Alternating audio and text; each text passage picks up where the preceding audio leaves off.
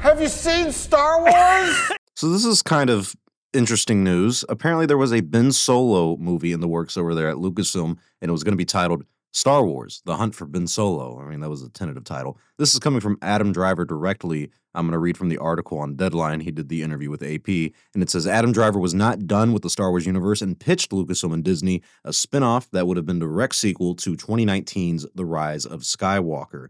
In the interview, this is exactly what Adam Driver said. I was always interested in doing another Star Wars. I had been talking about doing another one since 2021. Kathleen Kennedy reached out. I always said with a great director and great story, I'd be there in a second. I love that character and I loved playing him. And it says that Driver detailed a concept of the film, which Steven Soderbergh wrote a script for, which the actor says was one of the coolest fucking scripts I'd ever been a part of. We presented the script to Lucasfilm. They loved the idea. They totally understood our angle and why we were doing it. And then he said, we took it to Bob Iger and Alan Bergman, and they said no, they didn't see how Ben Solo was still alive, and that was that. In a comment to the AP, Steven Soderbergh said, I really enjoyed making the movie in my head. I'm just sorry the fans won't get to see it. This is just so, like, out of the blue in a way.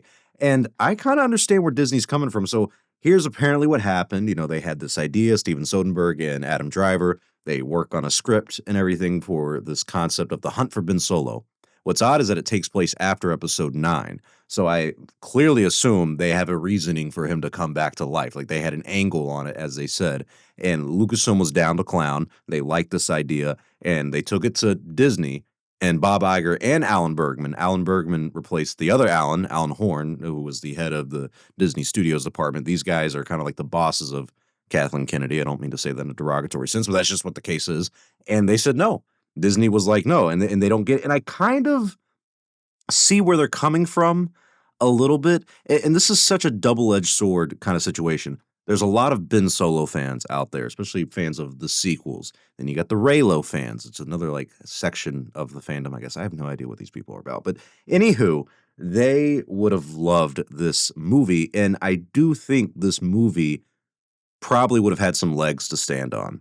Reason being is that Adam Driver, I know you guys have heard the story, he actually broke his back after carrying the 3 sequel movies with his phenomenal performance. So I do think a lot of people would have been interested in this. Adam Driver is actually the biggest actor out of the sequel trilogy cast, like the new cast members, the new generation of stuff. And we knew that going way back to 2015 and 2017. I mean, I remember as the movies were coming out, Adam Driver was on a level of his own and still is, truly. So I think this movie would have done pretty decently in the box office. So we look at this from a business aspect. But when it comes to the narrative and the story, you just killed him in The Rise of Skywalker. Like, I am a little confused on how they would have brought him back. And some people would say it might undermine his death.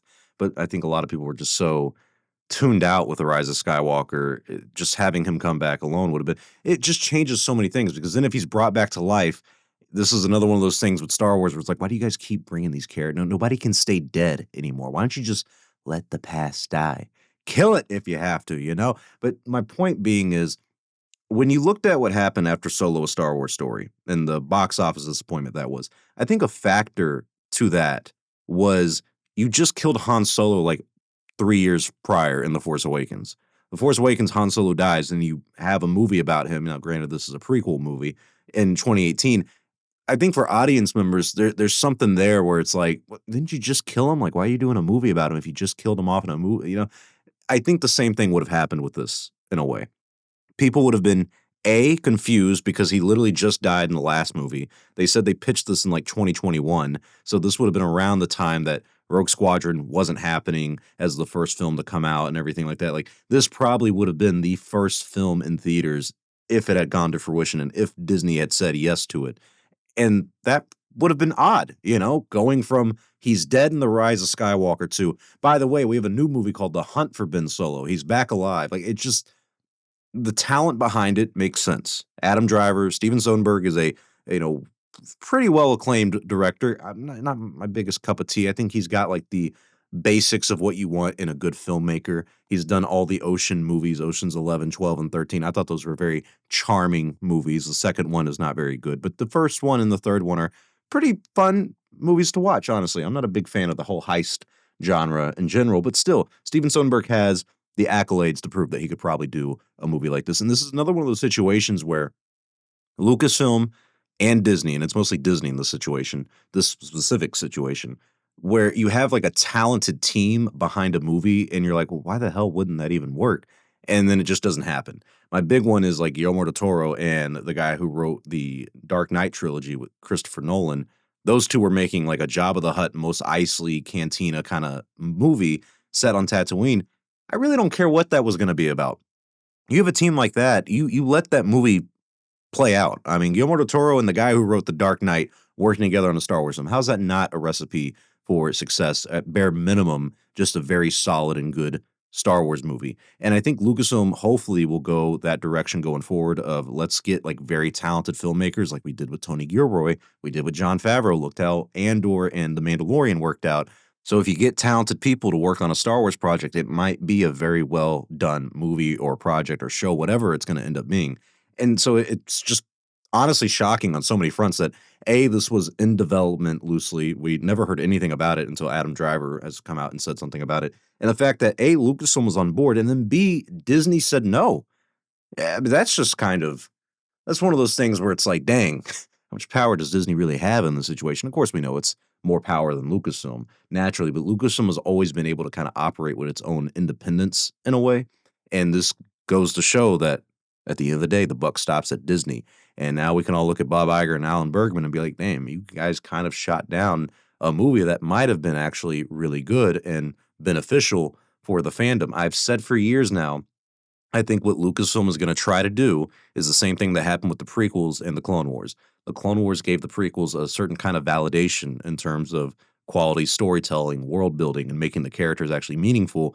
I think they're going to try to, or have been trying to do that with the sequel trilogy.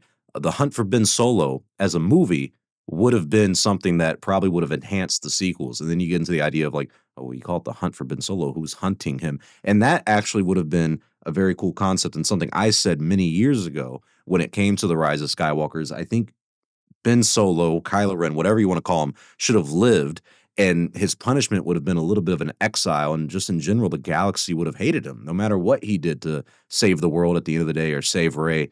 That entire narrative of him surviving and then people hunting for him, I think that actually would have been pretty decent idea, and I think that is the angle they're going for. But then yet again, how the hell did he live? I mean, did he not die at the end of Rise of Skywalker? And I think that's ultimately why Disney, Bob Iger, Alan Bergman were like, no. And I think in this situation, I kind of side with them. I think the optics of it would have been poor timing, and I just don't think it would have made a lot of sense. And it is another one of those things where you look at Lucasfilm and go, you guys keep doing this to yourselves of, oh, to hell with how we explain it. Like, this is a good idea. Let's do it. And it's like, yeah, but you kind of screwed up by killing him if you wanted to do a movie about the hunt for Ben Solo. So I don't know. I'm shocked that this was even an idea or a concept and that was actually coming to fruition at some point. And even more shocked that Disney just straight up turned it down. Guess I shouldn't be too shocked. It is Disney after all. But tell me your thoughts in the comment section below. What do you guys think about a potential Ben Solo movie that could have happened? The Hunt for Ben Solo. And what do you think about Steven Soderbergh being the writer and director for said movie? Do you think it would have done well? Do you think it would have confused too many fans? Like, how do you think this would have actually played out? Because if this did start development way back in 2021, this probably would have come out by now. Honestly, this might have been the first Star Wars movie to release in theaters instead of the Mando and Grogu, and that's just an alternate reality I would love to kind of lean into it and look at. But tell me your thoughts in the comment section below. Like if you enjoyed this video, subscribe for more Star Wars content. I'm Star Wars only. I'll see you all next time, and may the Force be with you always.